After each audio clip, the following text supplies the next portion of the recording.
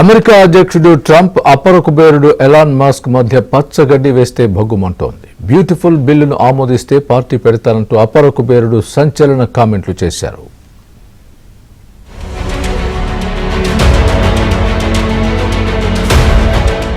మొన్నటి వరకు ఫ్రెండ్స్, నిన్నటి నుంచి బద్ద శత్రువులు. ట్రంప్ మస్క్ మధ్య చిచ్చు పెట్టిన bill. Elon Musk, Donald Trump వీరిద్దరూ మొన్నటి వరకు ప్రాణ స్నేహితులు. అమెరికా అధ్యక్ష ఎన్నికల్లో ట్రంప్ విజయానికి అపర కుబేరుడు సాయశక్తులా పనిచేశారు. ట్రంప్ అధికారంలోకి వచ్చిన తర్వాత కృతజ్ఞతగా మస్క్ డోస్ బాధ్యతలు అప్పగించారు.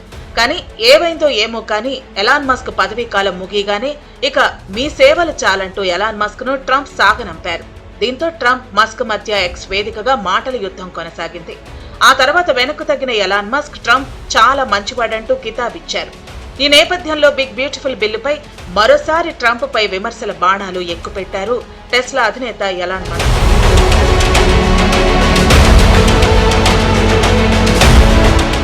ఇటీవలే ట్రంప్ యంత్రాంగం తీసుకొచ్చిన బిగ్ బ్యూటిఫుల్ బిల్లు విషయంలోనే ఇద్దరి మధ్య విభేదాలు మరోసారి భగ్గుమన్నాయి. ఈ బిల్లును మస్క్ మొదటి నుంచి తీవ్రంగా వ్యతిరేకిస్తూ వస్తున్నారు. దీంతో ఈ బిల్లు కారణంగా మిత్రులు కాస్త శత్రువులయ్యారు. సామాజిక సంక్షేమ కార్యక్రమాలను తగ్గించి అమెరికన్లకు రుణభారాన్ని పెంచే బిల్లుపై ఓటు వేసిన కాంగ్రెస్ సభ్యులు సిగ్గుతో తలదించుకోవాలంటూ విమర్శలు గుప్పించారు. అంతేకాకుండా బిగ్ బ్యూటిఫుల్ బిల్లుకు మద్దతిచ్చే చట్టసభ సభ్యులను పదవీచ్యుతులను చేస్తానంటూ బెదిరించారు. మరోవైపు బిల్లుకు ఆమోదం లభిస్తే మరుసటి రోజే తాను కొత్త పార్టీ పెడతానంటూ హెచ్చరించారు. ది అమెరికా పార్టీ అనే పార్టీ ఏర్పాటు గురించి ఎక్స్ లో సూచనప్రాయంగా వెల్లడించారు. దీనిపై ఆయన ఇప్పటికే ఎక్స్ వేదికగా అభిప్రాయ సేకరణ చేపట్టారు.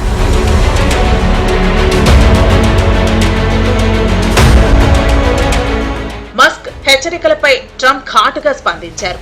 మానవ చరిత్రలో ఇప్పటి వరకు ఎవరూ పొందలేని రాయితీలను మస్క్ పొందారని ఆరోపించారు.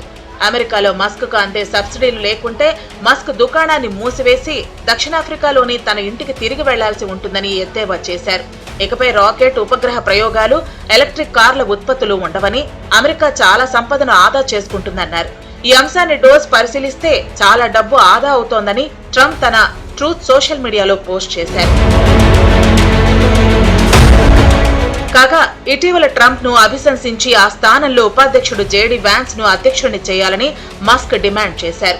అంతేకాకుండా సెక్స్ కుంభకోణంలో నిందితుడైన జెఫ్రీ ఎప్స్టీన్ తో ట్రంప్ నకు సంబంధాలున్నాయని, ఎప్స్టీన్ ఫైల్స్ లో ట్రంప్ పేరుందని, అందుకే దాన్ని ఆయన బయటపెట్టడం లేదంటూ సంచలన ఆరోపణలు చేశారు.